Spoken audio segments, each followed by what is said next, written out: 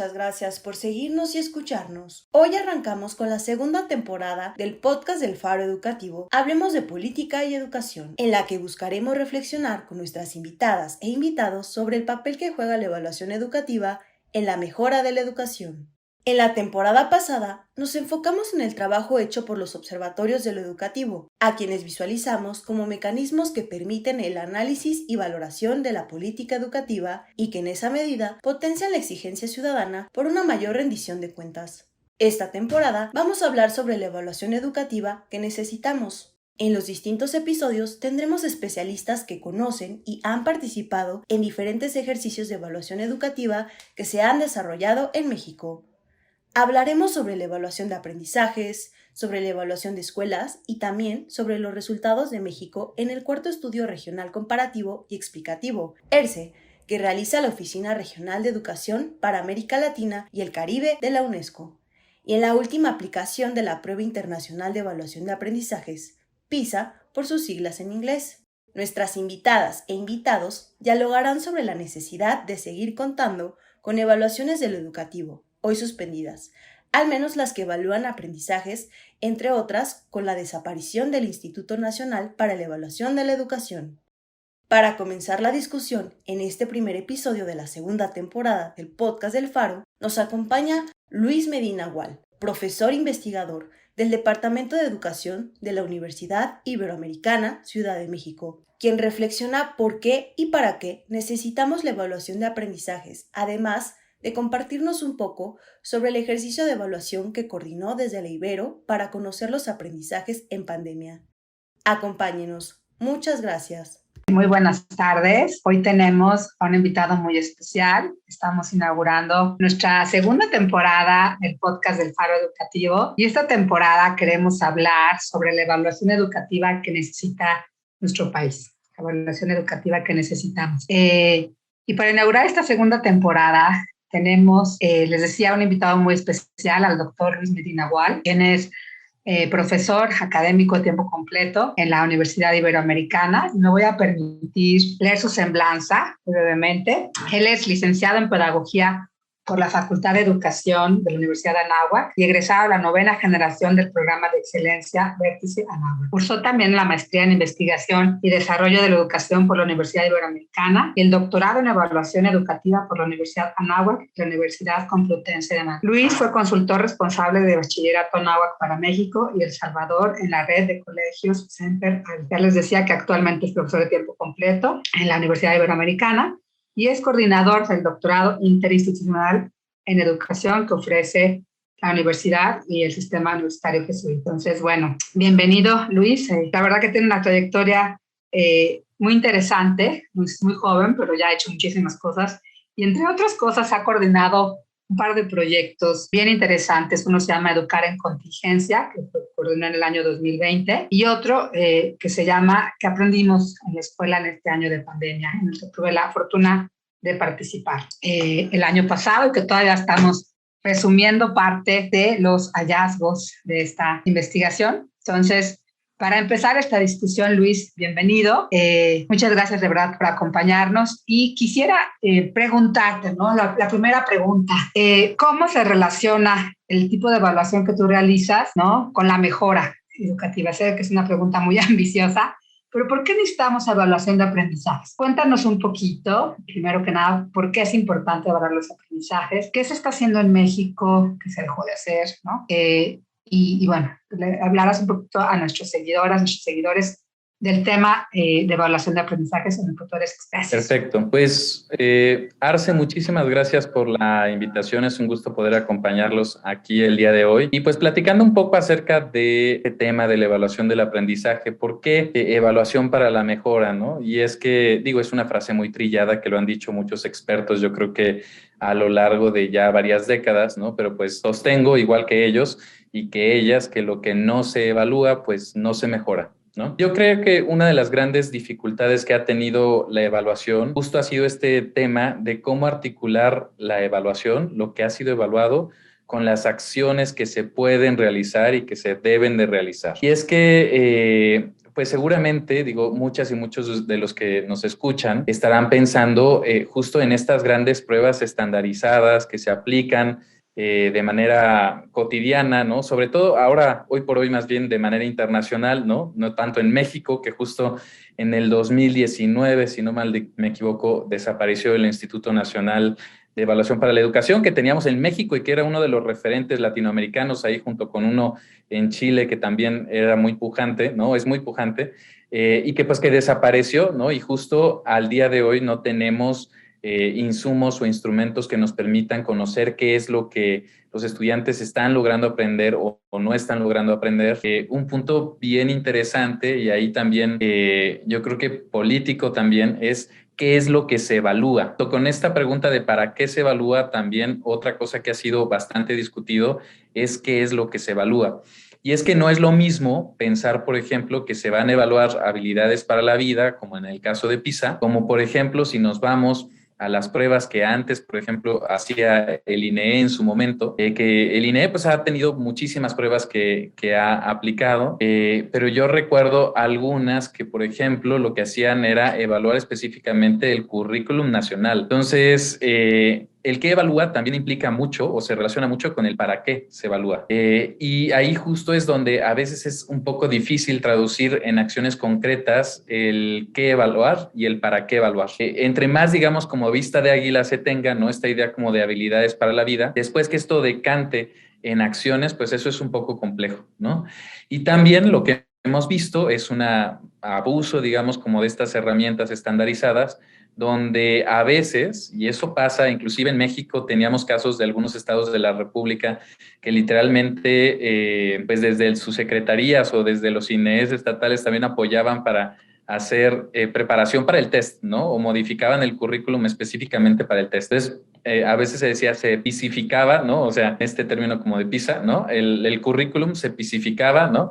O se planificaba en el tema este de Planea, que era la otra prueba que teníamos en México. Entonces ahí también había un riesgo, ¿no? Porque en el momento en que estas pruebas dejan de tener una función diagnóstica sin consecuencias a individuos, a instituciones, es en el momento en que también dejan de funcionar. Entonces, el día de hoy en México tenemos una situación muy peculiar, ya lo mencionaba, justo porque no tenemos una manera de verificar el logro de aprendizajes. Y esto por esta visión que a veces se tiene de que, digamos, las pruebas estandarizadas justo miden una cosa que no llega a ser compleja, como las habilidades como más soft, ¿no? Que son a veces difíciles de medir por estas pruebas, o que lo que miden, por ejemplo, no son cuestiones relevantes a veces para estudiantes. No hay mucha crítica al respecto, pero una cosa que se hubiera pensado era la posibilidad también de articular la evaluación desde el aula para arriba, y la verdad es que no se ha logrado en este tiempo y al día de hoy no contamos con otros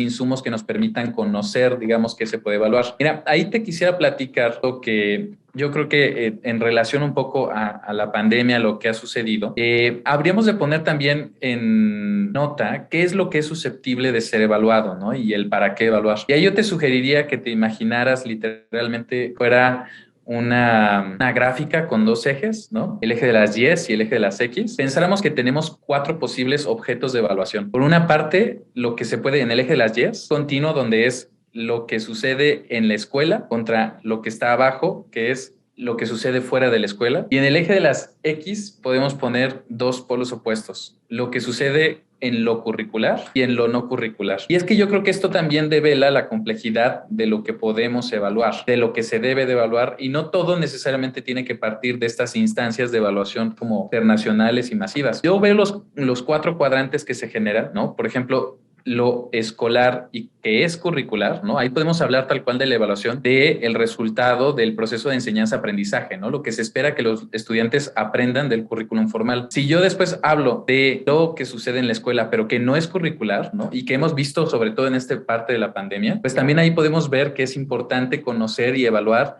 los procesos sociales que han sucedido, ¿no? Las cuestiones de motivación, de disgusto o gusto por la escuela, todo lo relacionado, digamos que no está en el currículum. Y por la parte de abajo, en los últimos cuadrantes, ¿no? Si vemos, por ejemplo, lo que sucede fuera de la escuela, que es lo no curricular, pues también han habido aprendizajes, yo creo que muy importantes, como la relación con familia, con amigos, ¿no? El duelo, que sin duda ha sido algo que ha caracterizado este tiempo. Y finalmente, el cuarto cuadrante podríamos también evaluar lo curricular y lo que se encuentra fuera de la escuela.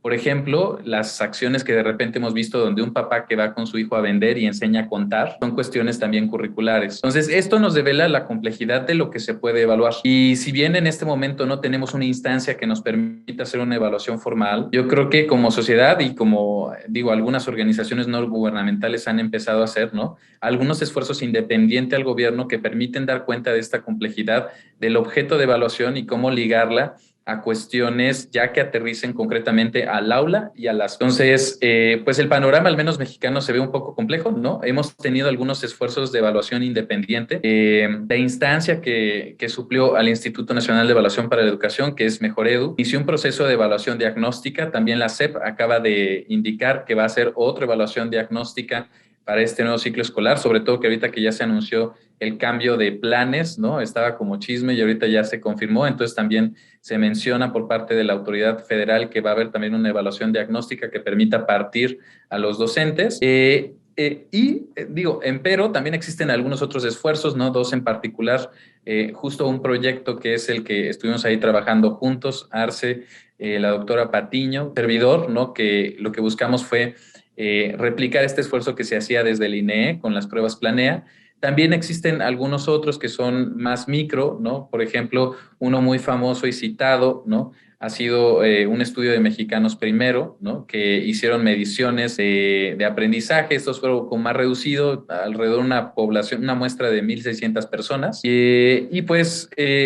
interesante es justo ver que sí existen esfuerzos, pero no ha habido todavía la posibilidad de retomar este rumbo, digamos, como de evaluación sistemático que se tenía como país, ¿no? Y eso me parece que es una pérdida y es un posible riesgo como nación de no saber en dónde estamos y no saber a dónde vamos. Muchas gracias, querido Luis. Pues justo, ¿no? A partir de escucharte. En efecto, hay una discusión muy importante de no solo para qué evaluar, sino qué evaluar. Y son preguntas que van relacionadas, ¿no? Luego viene el tema de cómo evaluar, ¿no? Entonces, este cuadrante que nos planteas, ¿no? Hemos estado en los años pasados, estuvimos muy metidos en el cuadrante del eje del cuadrante superior derecho, ¿no? Donde concluyen el eje de las X y las Y en esta parte, en el cuadrante derecho, evaluando lo que el currículum prescribe que tendrán que estar aprendiendo nuestros estudiantes. Esto, claro, cuando hablamos de evaluación de aprendizajes. Esta temporada del podcast me ilusiona mucho porque vamos a tener distintos invitados, invitadas que nos hablen de distintos dispositivos de evaluación. Y para mí esta es fundamental porque es la que nos permite medir la temperatura, la evaluación de aprendizajes del sistema, ¿no? Es como el santo grial o uno de los santos griales de la educación, ¿no? De todo el proceso sería los aprendizajes, lograr aprendizajes. Siempre hay una discusión de qué otras cosas son importantes. Si la educación debe producir aprendizajes en matemáticas, en español, en el lenguaje y comunicación, o en qué otras áreas, ¿no? O si la educación también debe servir como un espacio, como una fuente, ¿no? Un mecanismo de emancipación, de ciudadanía crítica, ¿no? Que es tan importante en nuestros países y en nuestras democracias, pues inestables, ¿no? Todavía no consolidadas. Entonces, bueno, en efecto hay toda esta discusión, pero también hay críticas muy fuertes, ¿no? A la evaluación de aprendizajes. Y justo tú mencionabas que no siempre se ven como una herramienta que aterriza específicamente en la mejora. Incluso cuando desapareció el Instituto Nacional para la Evaluación de la Educación, ¿no? Y dio paso a este organismo, la Comisión Nacional de Mejora Continua, pues desaparecieron muchos todos los ejercicios de evaluación. Hay unos por ahí, la evaluación que se hizo, la evaluación diagnóstica que se hizo en noviembre pasado, ¿no? A propósito del inicio del ciclo escolar 2021-2022, y se decía, bueno, se hizo en agosto y se decía que en noviembre iban a salir los resultados, ¿no?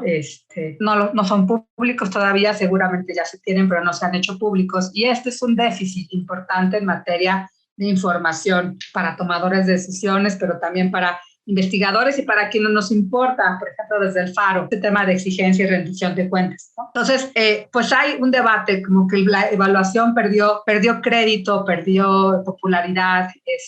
Yo estoy convencida contigo y con varios colegas que es importante porque justo lo que no podemos medir, no lo podemos tampoco mejorar. Entonces, en este sentido, me gustaría que nos contaras un poquito los resultados, ¿no?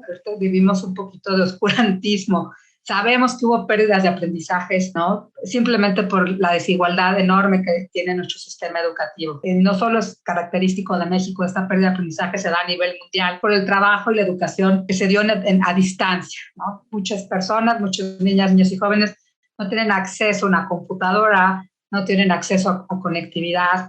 Hay un proceso muy complejo para aprender en esas circunstancias y por ende seguro hubo pérdida de aprendizaje. Entonces me gustaría que le contaras un poquito, que nos resumieras un poquito en este espacio a nuestros seguidores en el Faro, de qué resultados arrojaron tus dos principales investigaciones que trabajaste en estos 2 años, la de educar en contingencia y luego la de qué aprendimos en la escuela. ¿Qué pasó en este periodo, Luis? ¿Qué nos reportan estos 2 estudios que coordinaste? Perfecto, pues sí, con mucho gusto, Arce. Mira, yo creo que hay algo bien interesante, justo que empezabas a mencionar y con eso doy pie un poco a los resultados, que es la complejidad de lo evaluativo, ¿no? De qué vas a evaluar y para qué vas a evaluar. Y en ese sentido, yo creo que justo el abordaje que tuvimos en el desarrollo de estos 2 proyectos, lo que buscaba era tratar de conocer un poquito, si bien, ¿no? El más sencillo, bueno, más sencillo entre comillas, ¿no? Pero el más común que generalmente se evalúa es esta cuestión de lo curricular escolar. En realidad tratamos en estos proyectos de investigación de conocer un poquito de los diferentes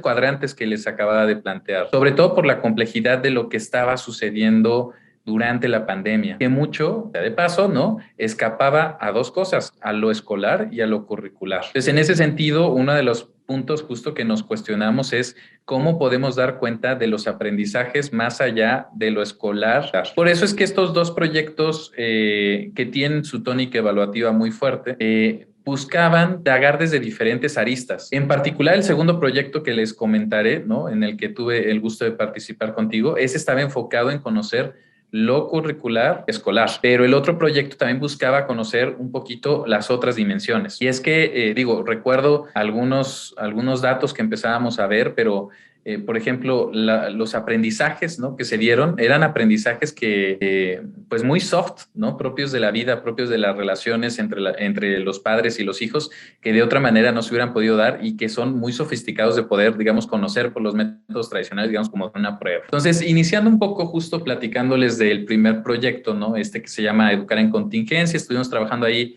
6 universidades en el proyecto a lo largo de todo un año y logramos una muestra interesante desde primaria hasta educación superior de más de 270,000 personas a nivel nacional, un poco más con gente del centro y norte del país, ¿no? Sureste no tuvimos tanta participación, pero ahí lo interesante fue iniciar un poco con esta parte de la autopercepción, ¿no?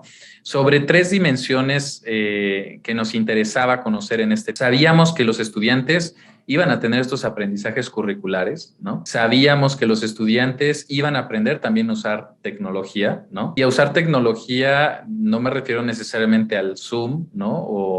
O a un medio muy sofisticado, sino puede ser el uso de algunos medios tradicionales. Por ejemplo, este estudio y otros más lo confirman, ¿no? Donde 9 de cada 10 estudiantes utilizaban WhatsApp como medio de comunicación y como Learning Management System, ¿no? Como LMS, en lugar de Moodle o Brightspace, ¿no? Literalmente WhatsApp fue, digamos, el punto de partida y de llegada. Y en ese sentido también quisimos conocer si aprendieron el uso de la tecnología. Y finalmente, otro de los aprendizajes que también ahí se ve en los cuadrantes es esta parte del bienestar emocional físico, ¿no? El bienestar, digamos, como integral.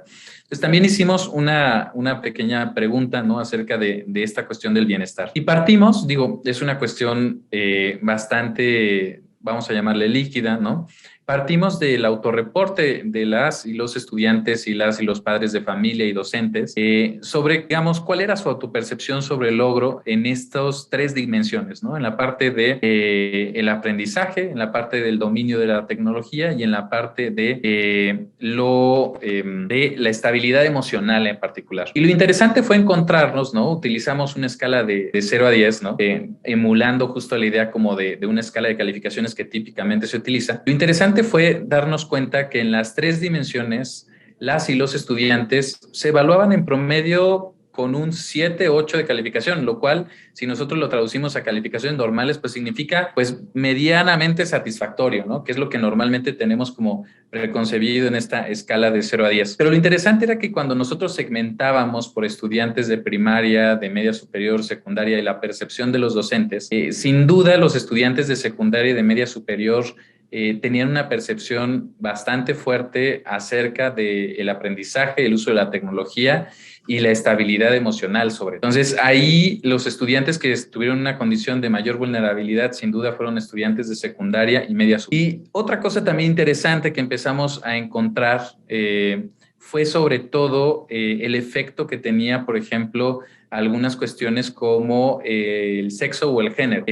Las estudiantes de sexo femenino, las docentes de sexo femenino también eran las que típicamente se veían mayor afectadas, sobre todo en la cuestión de la estabilidad emocional. Entonces, sin duda es una cuestión bastante fuerte, ¿no? Y lo interesante al final de todo es ver qué es lo que predecía también esta parte del aprendizaje, la tecnología y la estabilidad emocional. La verdad es que, sorprendente y no sorprendente, habían dos grandes cosas que permitían predecir en mayor medida la autopercepción del aprendizaje, del uso de la tecnología y de las habilidades tecnológicas y de la estabilidad emocional. Y estas dos grandes dimensiones eran, por una parte, toda la parte socioemocional, ¿no? O sea, el riesgo psicoafectivo, la capacidad de resiliencia, la regulación emocional. Esto predecía la autopercepción que tenían los estudiantes de su propio logro, digamos como curricular, ¿no? Del logro de aprendizajes, del dominio de la tecnología y obviamente de la misma estabilidad emocional. Pero también otro elemento que curiosamente surgió como el peor manejado durante este tiempo,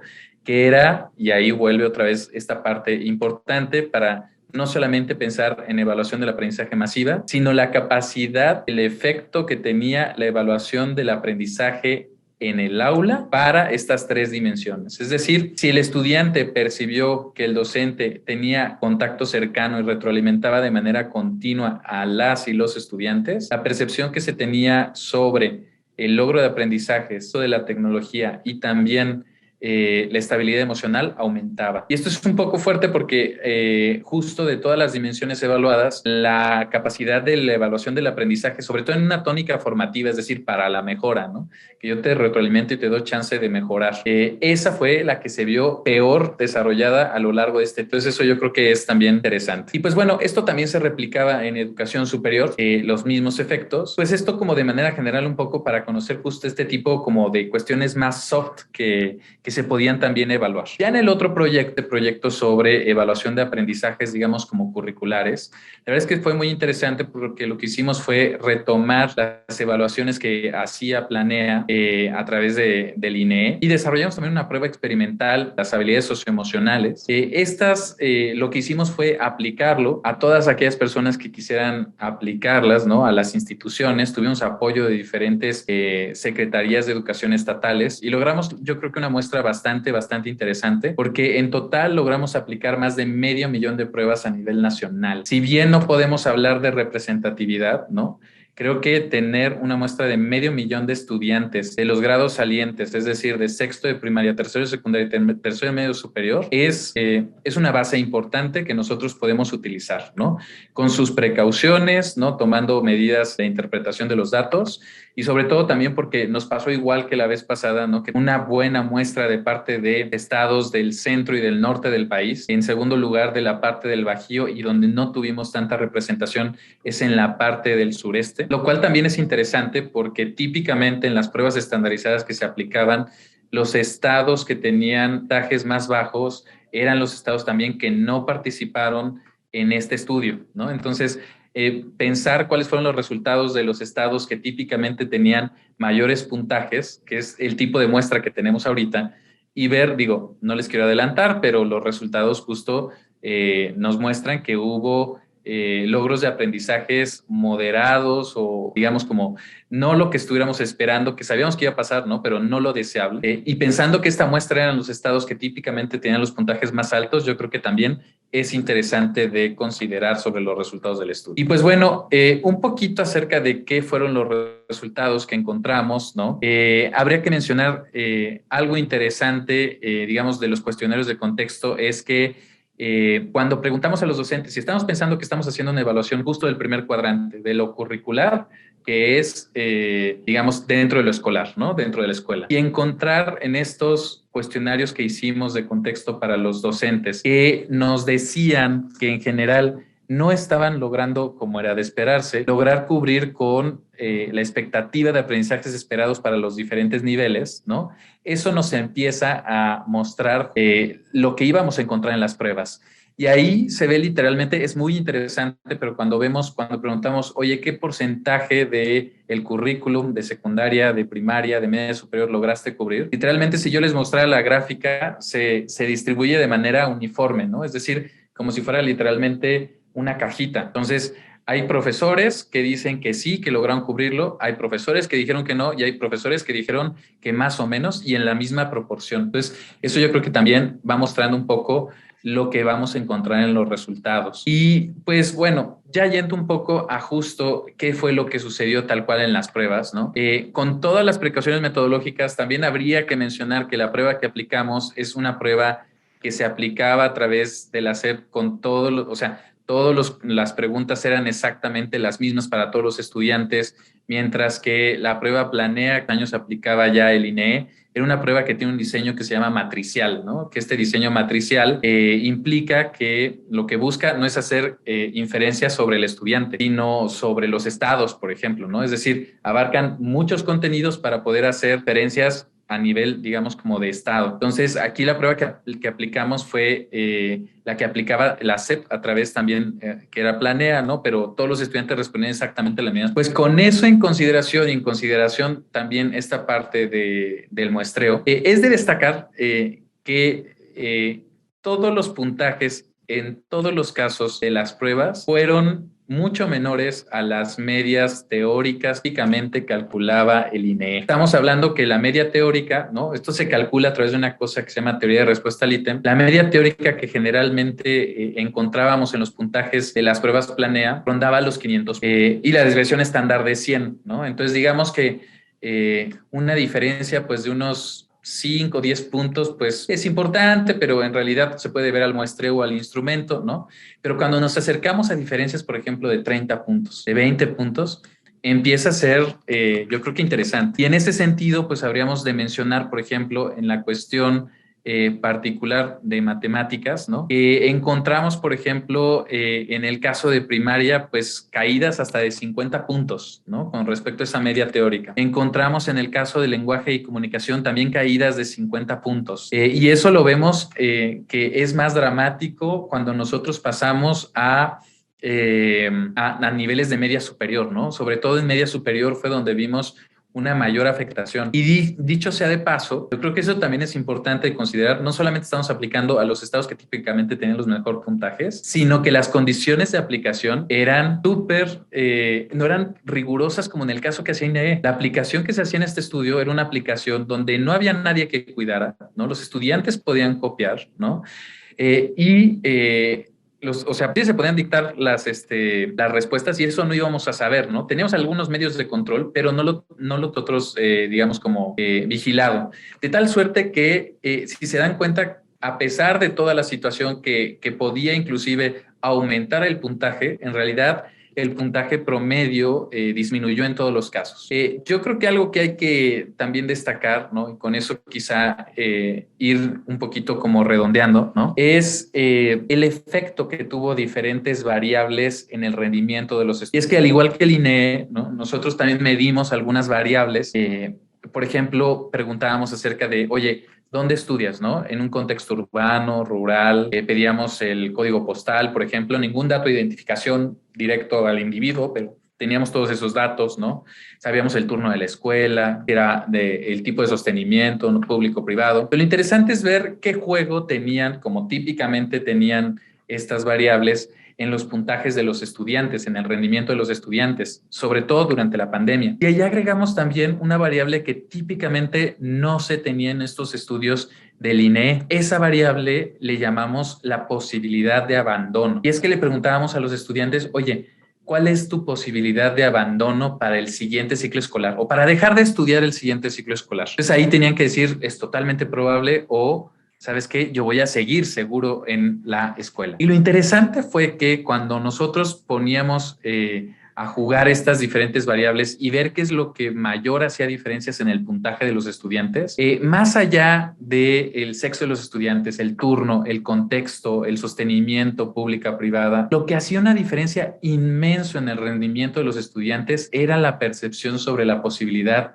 de dejar de estudiar. Eso hacía literalmente, incrementaba o decrementaba entre 40 y 60 puntos los puntajes de los estudiantes. Eso me parecía que era fuertísimo. Y algo también interesante que se ha dicho mucho en los medios de comunicación y en realidad aquí vimos que tuvo un efecto casi nulo, era el uso o no uso de Aprende en Casa. O sea, el uso o no uso de Aprende en Casa parecía que esta estrategia que utilizó el gobierno mexicano parecía que no tenía un efecto real en las pruebas, aunque sí los estudiantes que decían que utilizaban Aprende en Casa solían tener unos 5 o 6 puntos menos de rendimiento que aquellos estudiantes que no utilizaban Aprende en Casa. Ahí hay que matizar porque muchas veces las escuelas que no utilizaban Aprende en Casa es porque ya tenían toda una estrategia armada, que no necesitaban de este recurso. Por tanto, también era lógico que si tenían toda esta estrategia, seguimiento y demás, pues eran escuelas que iban a salir ligeramente superior. Otras variables como típicamente hacían las diferencias, ¿no? Las encontramos también aquí, sostenimiento, pública-privada,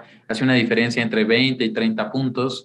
El contexto, ¿no? Si eras de un contexto rural, ¿no? Te tendía a bajar unos 30 puntos, ¿no? Pero yo creo que lo interesante, más allá de estas variables, es ver que esta cuestión de la posibilidad de abandono era lo que tenía mayor influencia en los estudiantes, independientemente de si era de sostenimiento pública particular, contexto urbano rural, el turno o el sexo, ¿no? Entonces eso me parece un elemento bastante interesante. Y pues ya para finalizar nada más también quisiera compartir con ustedes que además de estos dos proyectos, ¿no? Hicimos un pequeño estudio, un pequeño documental sobre qué es lo que sucedía en la pandemia en la costa de Oaxaca. Y ahí les invitaría a verlos porque lo que devela es justo estos aprendizajes no curriculares que son difíciles de capturar con este tipo de instrumentos masivos. Entonces, pues nada más dejarles ahí también la curiosidad para que vean qué otros aprendizajes más allá de lo escolar y lo curricular también se dieron en este documental sobre educar en contingencia en la costa Oaxaca. Muchísimas gracias, Luis. La verdad es que se ha hecho un trabajo bien interesante del Departamento de Educación de la Ibero, coordinado por ti, justamente en este momento que necesitábamos información. Y como bien señalas, tenemos retos, se hizo lo mejor que se pudo, pero retos metodológicos, ¿no? Sobre todo retos también logísticos y de las propias condiciones en las que se podían operar estas evaluaciones, ¿no? No podíamos llegar, particularmente me refiero al estudio sobre qué aprendimos en la escuela en este año de pandemia, que la pandemia sigue sin acabarse, ¿no? Ya podríamos hablar de 2 años, ahora en marzo, pues porque antes habían ejercicios controlados, ¿no? Pagados por gobierno, ¿no? Que eran parte del presupuesto. Lo hemos discutido en distintos espacios. Esta aplicación fue distinta, ¿no?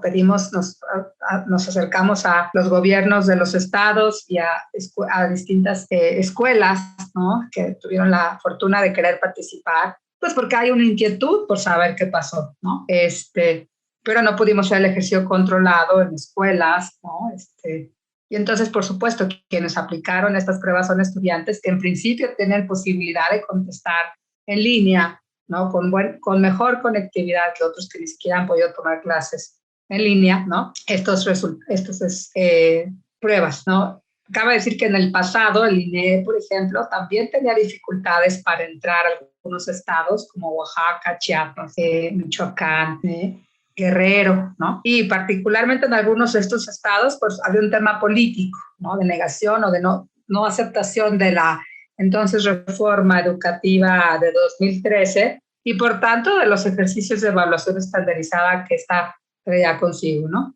Entonces, bueno, siempre nos ha faltado información, justo los estados con más carencias y con más pobreza en el país. Entonces, bueno, creo otra cosa importante de lo que señalabas, vamos cerrando el podcast, pero tiene que ver con toda esta información a partir de los cuestionarios de contexto. Creo que por ahí hay una beta bien interesante para seguir explorando y que en su momento el INE también lo veía, ¿no? Creo que puso mucho énfasis en los cuestionarios en las pruebas, en la aplicación de las pruebas, y poco en la interpretación de los cuestionarios de contexto. Creo que ahí nos puede dar muchas pistas y eso será también como necesario discutirlo más sobre qué factores escolares y no escolares, ¿no? Ya una vez que superemos este periodo de la pandemia, ¿no? ¿Qué factores inciden, ¿no?, en los aprendizajes o se relacionan con los aprendizajes para no mirar exactamente causalidad? Y a partir de eso, pues se pueden desprender análisis de política pública, ¿no? O sea, ¿qué cosas está haciendo el Estado mexicano para afectar, ¿no?, a través del gasto y de herramientas de política pública, esos factores? Yo creo que ahí hay una beta bien interesante. Y yo te preguntaría, para cerrar muy brevemente, primero que nada agradecerte este espacio, porque en un ratito nos hablaste de dos estudios muy importantes y el trabajo que has estado coordinando en materia de evaluación de aprendizaje en el país, que tanto se necesita. ¿Qué retos enfrentamos en materia de evaluación de aprendizajes en el país? Con la desaparición del INEE y el que no tengamos ya de fijo este tipo de aprendizajes, parecería que nos obliga a la academia a meternos más, ¿no? A hacer a generar nosotros esta información, pero evidentemente no contamos con los presupuestos públicos para hacerlo. Entonces, ¿qué sigue, no? ¿Cuál sería? Algunas palabras de cierre. Yo sé que te estoy preguntando 8,000 cosas, pero unas palabras de cierre a propósito de esta reflexión de para dónde vamos y qué necesitamos hacer para conocer estos aprendizajes. No, pues nuevamente muchísimas gracias por la invitación, Arcelia, y digo, alguna reflexión final me gustaría articularla en torno a los actores que están involucrados. Entonces, si yo lo viera desde la cuestión del Estado, que digamos, para mí la evaluación lo que asegura es el cumplimiento del derecho a la educación, ¿no? Entonces ahí es hacer oídos sordos acerca de tener un termómetro que nos permita conocer el logro del derecho a la educación, que me parece que es uno de los más importantes que muestra nuestra Constitución. Y sobre todo ahí yo creo que uno de los primeros caminos que tendríamos, pues ahora sí digo, quizá la palabra sería enderezar, ¿no?, es contar con un sistema de indicadores, ¿no?, más allá de que sean cuantitativos, masivos, como se hacían tradicionalmente, pero sí tener un sistema de indicadores, un sistema de variables que nos permitiera conocer qué es lo que está sucediendo, ¿no? Ya salió una alternativa, por ejemplo, al panorama educativo que típicamente hacía el INEE y ahora lo publica Mejoredu, ¿no? Pero sin duda no contar con esta información de manera sistematizada año tras año o periódicamente nos deja una situación de indefensa como ciudadanos, ¿no? Entonces yo creo que ahí es bien importante que sí exista una política donde se trace una ruta de indicadores que nos permita conocer el estado de la educación en sus diferentes dimensiones. Después, de parte en particular de los docentes, de las docentes y de los estudiantes y de las estudiantes y padres de familia, toca turno de empoderarse en la cuestión de evaluación del aprendizaje, porque sabemos que no vamos a contar, al menos ahorita, hasta que no la SEP diga lo contrario con los nuevos planes, ¿no?, que está sacando y esta propuesta de evaluación diagnóstica, no contamos con información, digamos, externa que valide el trabajo interno que se está haciendo en el aula. Estoy de acuerdo que quien más que el docente y el estudiante es quien sabe qué es lo que aprende, pero lo que está pasando en este momento es que sí, la responsabilidad, necesariamente ser corresponsable del Estado, está recayendo totalmente en el docente y en